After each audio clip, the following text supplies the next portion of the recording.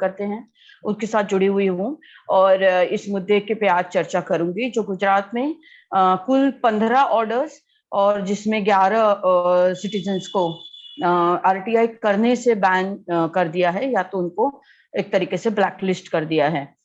इसका बैकग्राउंड थोड़ा बताऊंगी ताकि बाद में हम पता चले कि कैसे हुआ। तो फर्स्ट जो इसका ऑर्डर है वो दिसंबर 2020 में आया था, जिसमें एक एप्लीकेंट को बैन किया था और उस टाइम पे ब्लैकलिस्ट ये शब्द भी इस्तेमाल ऑर्डर में हुआ है। उसके बाद उसके 2 महीने में मतलब जनवरी 2021 और अप्रैल तक 2021 में और एक दो ऑर्डर इसके आए और उसके बाद फिर 4-5 महीने का एक गैप हमें दिखता है और उसके बाद जो ऑर्डर्स आए हैं वो अभी तक आए हैं। तो पिछले 1.5-2 साल की मैं बात कर रही हूँ ये कि जिसमें ये 15 ऑर्डर्स आए हैं और ये 15 ऑर्डर्स का ये आज छोटा सा एक संक्षिप्त प्रेजेंटेशन मैं कर रही हूँ ताकि पता चले सबको कि इसमें एग्जैक्टली उन्होंने कहा क्या है। हम एक सेंटेंस में तो कह देते हैं कि बैन कर दिया, लेकिन वो कैसे क्या थोड़ा सा हम समझें और उसके ऊपर हम बाद में चर्चा भी कर सकते हैं। तो शिवानंद जी थैंक यू, प्रेजेंटेशन आपने शेयर किया।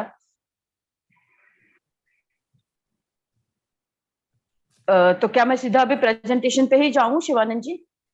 हाँ जी जी बिल्कुल जी हाँ, तो मैं यही बैकग्राउंड जो बता रही थी, जो फर्स्ट स्लाइड हो चुकी है उसमें कि उन्होंने कुछ मतलब अगर हम देखें तो एक एप्लीकेंट को पूरे गुजरात में बैन किया है, बाकी के 10 जो हैं उनको जो जो अथॉरिटीज में उन्होंने इंफॉर्मेशन मांगी थी उस पब्लिक अथॉरिटी के लिए उनको मना किया है कि वो कभी नहीं कर पाएंगे। कुछ 2-3 ऐसे भी एग्जांपल्स हैं जिसमें वो पब्लिक अथॉरिटी उनके हायर मतलब अगर ब्लॉक लेवल की ऑफिस हो तो डिस्ट्रिक्ट लेवल की और एंटायर वो डिपार्टमेंट उस तरीके से भी कहा गया है। अगर हम ये थोड़ा सा देखें तो ये एक एप्लीकेंट है जिनको 5 इयर्स के लिए बैन किया है, वो 5 साल इंफॉर्मेशन नहीं मांगेंगे और बाकी के जो सभी हैं 10 उनको हेंसफोर्थ मतलब अभी से कभी भी नहीं मांगेंगे, ऐसे कहा गया है, जिसका अर्थ ये होता है कि वो लाइफ टाइम भी हो गया।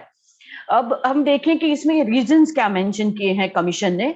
इसमें अभी मैं और टिप्पणी नहीं जोड़ रही हूँ, सिर्फ उनके ऑर्डर में जो कहा है वही कह रही हूँ क्योंकि सभी ऑर्डर्स का ट्रांसलेशन करना अभी बाकी है और ऑर्डर्स ज्यादातर गुजराती में हैं। नो डाउट उन्होंने जितने भी सुप्रीम कोर्ट के ऑर्डर्स यूज किए हैं तो वहां इंग्लिश में लिखा हुआ है, लेकिन ऑर्डर का वर्ड टू वर्ड ट्रांसलेशन करना अभी बाकी है।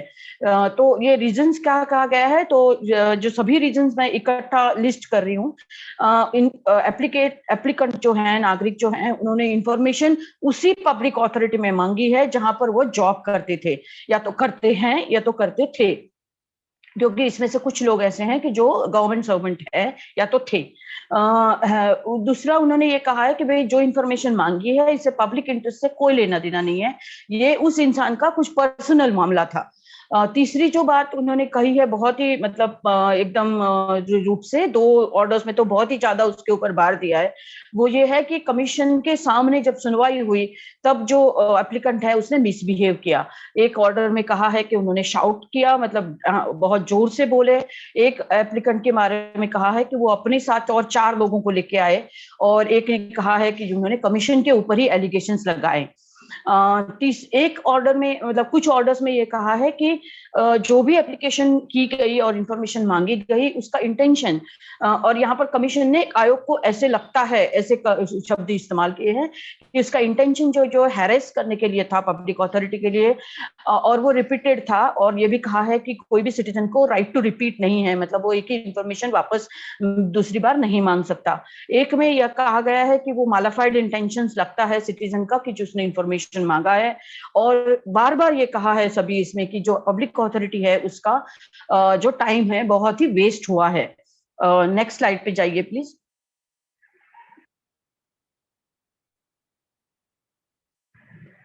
शिवानंद जी थोड़ा नेक्स्ट करेंगे।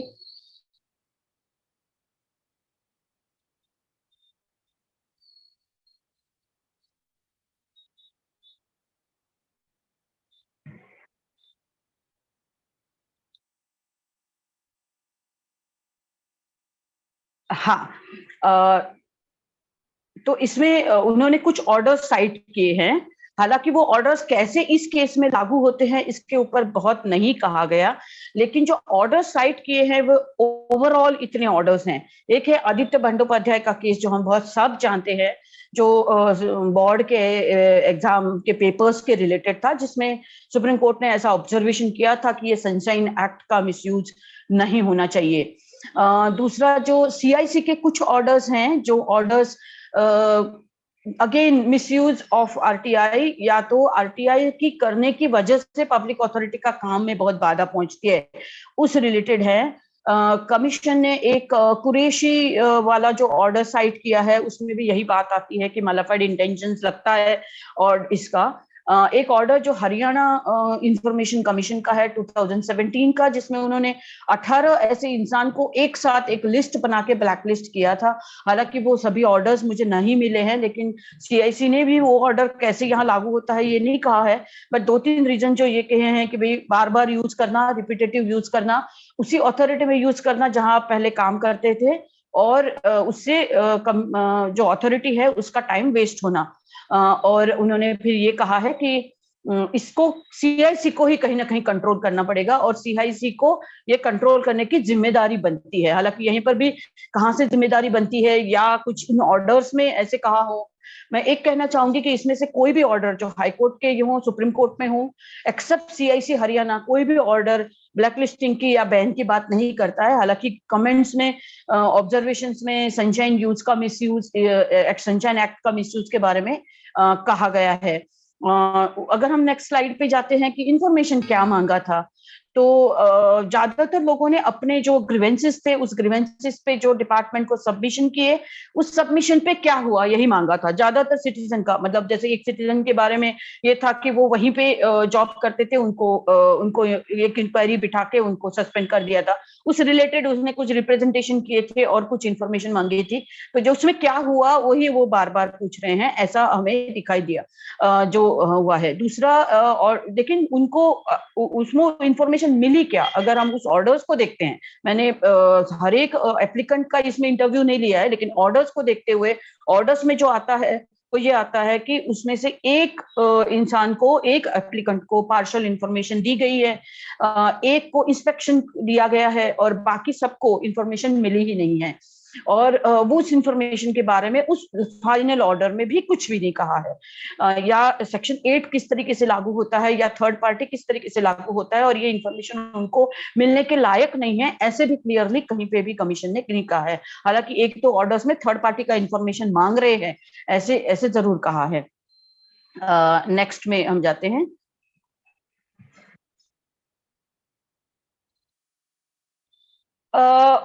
अदर ऑब्जर्वेशंस बहुत किए गए हैं, मतलब हर एक में जो एप्लीकेंट है उसके मेरिट्स के ऊपर बहुत सारे ऑब्जर्वेशंस हैं, और वो बहुत लंबे हैं, और उसमें रिपीटेटिव भी हमें दिखते हैं। और उसका बेस हमें दिखता है वो पीआईओ ने जो सबमिशन किया है, तो वो पीआईओ के सबमिशन में भी आता है बात, और वापस कमीशन को लगता है करके कमीशन के ऑब्जर्वेशन में भी आती है। तो उसमें ये उन्होंने 2 या 3 एप्लीकेंट्स को ये कहा है कि इनका जो मानस है, जो मानसिक स्थिति है वो विकृत हो चुकी है, जिसको हम कैंटेक्रिस कहेंगे। उन्होंने ये कहा है कि हैरेसिंग पब्लिक अथॉरिटी को हैरेस कर रहे हैं। डिपार्टमेंट ने ऑलरेडी इनके ऊपर केसेस फाइल किए हुए हैं। वो केसेस हालांकि इंफॉर्मेशन रिलेटेड नहीं है, वो केसेस जैसे एक का इलीगल कंस्ट्रक्शन से रिलेटेड है, एक का वो उसका गवर्नमेंट क्वार्टर है वो खाली नहीं कर रहा है उसके ऊपर से है, एक का ये है कि भाई वो बस कंडक्टर था और कुछ थेफ्ट की चोरी में पकड़ा, एक का ये है कि भाई इलेक्ट्रिसिटी थेफ्ट हुई थी उसके बारे में उसको कुछ फाइन डाला। तो ये केसेस जो हैं वो कमीशन ने बहुत ही लंबे लिस्ट किए हैं कि भाई ये केसेस उनके ऊपर है, तो उनका मोरल, उनका बिहेवियर, उनका कंडक्ट के ऊपर एक शंका आती है। उनके मोरल कंडक्ट इश्यूज पे बहुत लंबा ऑब्जर्वेशंस और कमेंट भी है। ये भी कहा है कि उन्होंने वायोलेट किया है लॉज को, जैसे इलेक्ट्रिसिटी लॉज हो या गवर्नमेंट को क्वार्टर खाली ना करना वो लॉ हो, इसको ऑब्जर्वेशन किया है। और उन्होंने ये ज्यादातर जो सबमिशंस हैं वो पीआईओ ने किए हुए हैं उसको रिपीट किया है। उन्होंने कहीं पे उसको और ज्यादा इंफॉर्मेशन मंगवाई या इंफॉर्मेशन कमीशन ने कुछ उसमें इंक्वायरी की है या नहीं है, ऐसा कुछ उसमें नहीं आता है। वो पीआईओ के सबमिशंस पे ही पूरा डिपेंड होके वो उन्होंने कमेंट पूरे किए हुए हैं। अभी तक क्या हुआ है इस इश्यूज में वो भी बताऊं, क्योंकि कहीं ना कहीं हर जगह आरटीआई को लेके काफी सारे लोग काम करते रहते हैं।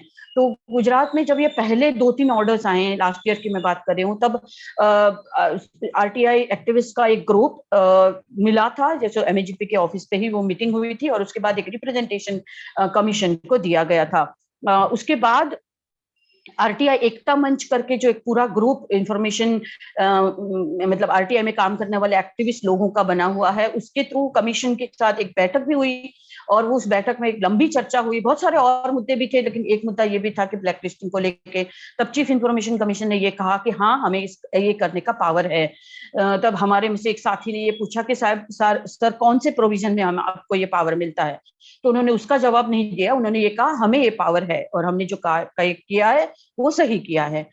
ये उसके बाद बहुत सारे एकता मंच से रिलेटेड जितने भी एक्टिविस्ट लोग हैं, उन्होंने जो ऑर्डर जिनके ऊपर हुआ है उनके साथ भी संपर्क में रह के उनको और हाईकोर्ट में पिटीशन इसके सामने करने के लिए गाइडेंस वगैरह देते गए हैं। मीनवाइल, क्योंकि शुरुआत के 2-3 जो एप्लीकेंट थे वो खुद इसमें जाने के लिए तैयार नहीं थे, और इसमें एक लार्जर पब्लिक इंटरेस्ट भी था। बहुत सारे पब्लिक अथॉरिटीज नीचे ऐसे लिस्टिंग बनाना शुरू किए थे कि जिन्होंने ज्यादा इन्फॉर्मेशन मांगी हो, ताकि हम सबको उनको ब्लैकलिस्ट कर सके।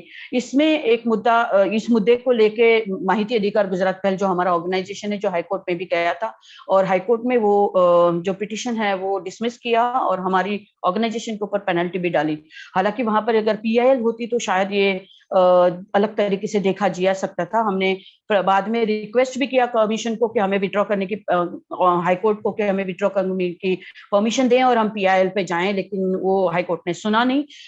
उस ऑर्डर में बहुत ही ज्यादा एलिगेशंस भी लगाए ऑर्गेनाइजेशन के ऊपर, जो एक्चुअली किसी ने भी सबमिट नहीं किए थे, या मतलब लॉयर ऑफ दी गवर्नमेंट या उन्होंने किसी ने सबमिट नहीं किए थे, लेकिन वो ऐसे ही पूरे एलिगेशंस आ गए उस ऑर्डर्स में। वो बहुत ज्यादा आश्चर्य की बात है। उसको लेके बाद में वापस हाईकोर्ट में हम लोगों ने रिवीजन के लिए कहा है कि ये जो कमेंट और जिस तरीके से ऑर्गेनाइजेशन किए हुए हैं वो हटाए जाए। पेनल्टी पहले 25,000 थी, बाद में वो 10,000 की गई, लेकिन वो केस अभी इतना ये अगस्त के लास्ट वीक में वो हियरिंग पे है, और हमने जो शुरुआत में कहा था कि एक ट्रेंड बन जाएगा, तो हम हाईकोर्ट को इसको इन्फॉर्म करने की भी कोशिश कर रहे हैं कि अभी की स्थिति उसमें क्या है। बट हाईकोर्ट का एक रवैया इसको लेके काफी नेगेटिव लगा। हालांकि ये बात भी बिल्कुल सही है कि लास्ट ईयर जब ये पेनल्टी के साथ डिसमिसल का ऑर्डर आया, उसके बाद के ऑर्डर्स हम देखेंगे तो वो काफी सारे आए हैं, मतलब 3 छोड़ के बाकी के जो सब आए हैं वो उसके बाद अभी तक, मतलब जैसे जून 2022 तक हम देख सकते हैं उसको, वो ऑर्डर्स बाकी के 8 ऑर्डर्स आए हैं। तो अभी तक इतना हुआ है। हाँ, और एक बात बहुत ही इंपॉर्टेंट हुई है कि आरटीआई एकता मंच के हिसाब से जब हमने डिस्कशन, इसका बहुत बार डिस्कशन किया कि इसमें क्या करेंगे, क्योंकि बात कहीं ना कहीं ये थी कि एप्लीकेंट इसको लेके हाई कोर्ट में जा नहीं रहे थे, तो लेकिन आरटीआई को नुकसान पहुंचता है, ये एक बहुत बड़ा कंसर्न आरटीआई एकता मंच और बाकी सब भी आरटीआई रिलेटेड जो कंसर्न लोग हैं उनमें था। तो ये ये कहा गया, एक किया गया जो अभी भी शुरू है, कि जो ये 2 कमिश्नर्स हैं जिन्होंने ये सभी ऑर्डर्स पास किए हैं, तो उन 2 कमिश्नर्स के कोर्ट में जब भी कोई ऑर्डर, जब भी कोई एप्लीकेंट का केस आता है हियरिंग पे, वो चीफ इंफॉर्मेशन कमिश्नर को एक चिट्ठी लिखते हैं कि ये 2 कमिश्नर्स जो हैं वो आउट ऑफ आरटीआई एक्ट जाके इंफॉर्मेशन मांगने वाले को ही पेनलाइज करते हैं। मुझे इन कमिश्नर्स पे भरोसा नहीं है, मेरा केस मुझे इस कमिश्नर्स के कोर्ट में नहीं चलाना है, और आप मुझे मेरा केस ट्रांसफर कीजिएगा। तो ये ट्रांसफर तो नहीं हो रहा है, लेकिन इसका एक कहीं ना कहीं दबाव उन कमिश्नर्स पे हमें लगा, क्योंकि उसके बाद पे जो भी हियरिंग हुए उसमें उन्होंने, कमीशन ने एप्लीकेंट को डांटना, धमकाना, आपको मैं ब्लैकलिस्ट करूंगा, इस तरीके की धमकी देना, या आप क्यों इंफॉर्मेशन मांग रहे हो, आपका हेतु क्या है, आपका व्यवसाय क्या है, आप क्या करते हो, इस तरीके के इंक्वायरी कराना। थोड़ा सा हमें कहीं ना कहीं जो फीडबैक मिला लोगों से कि वो सुनते हैं अभी एप्लीकेंट को। ये 2 बातें कह के मैं अपनी बात पूरी करूंगी। एक ऑर्डर में ये भी कहा गया है कि एप्लीकेंट जो है, जो सेकंड अपील के दरमियान कुछ भी कहने के लिए उसको हक ही नहीं है। जो सेकंड अपील की सुनवाई के दरमियान अगर कोई कह सकता है कुछ, तो वो पीआईओ ही कह सकता है। एप्लीकेंट को जो भी कहना है वो पहले वो जब अपील करेंगे तभी कहेंगे।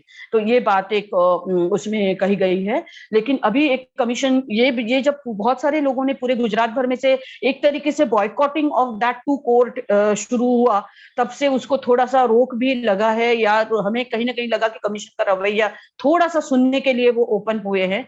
अदरवाइज वो यही था कि जब भी पीआईओ ये कहते थे कि इन्होंने 10 एप्लीकेशन किया है, तो वो तुरंत ही बरस पड़ते हैं कि एप्लीकेंट के ऊपर कि भाई आप क्या कर रहे हो, ये क्यों मांग रहे हो, किस लिए मांग रहे हो, आप क्या करती हो एंड ऑल दैट।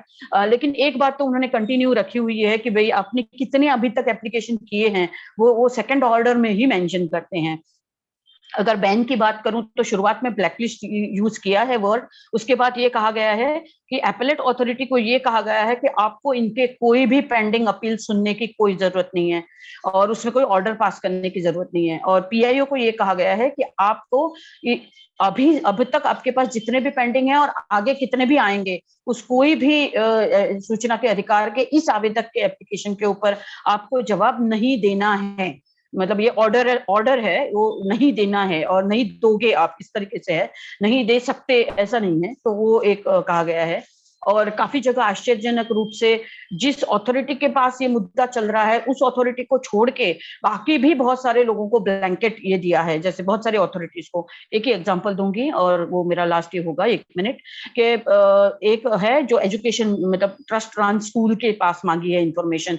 अब उस ट्रस्ट से बहुत सारे और स्कूल्स हैं, तो वो सभी स्कूल्स को आरटीआई से इस एप्लीकेंट से पूरा बैन कर दिया। मतलब आप कोई भी स्कूल में नहीं मांगोगे इस ट्रस्ट में रन किया हुआ, और आप एजुकेशन डिपार्टमेंट के पास भी नहीं मांगोगे। तो वो पूरा एक ब्लैंकेट कवरेज जैसा हमें दिखता है। तो मेरी बात मैं यहाँ पर खत्म करती हूँ और मैं चाहूंगी कि इस मुद्दे के ऊपर आज चर्चा हो, हमें भी थोड़ा गाइडेंस मिले कि हम इस मुद्दे को लेके कैसे आगे लड़ सकते हैं, क्योंकि इस मुद्दे में हमें बहुत कंसर्न ये है कि ये एक बहुत गलत मैसेज पीआईओ और सिस्टम को दे रहा है और बहुत नुकसान भी आरटीआई का हुआ है। Thank you Shivanand ji.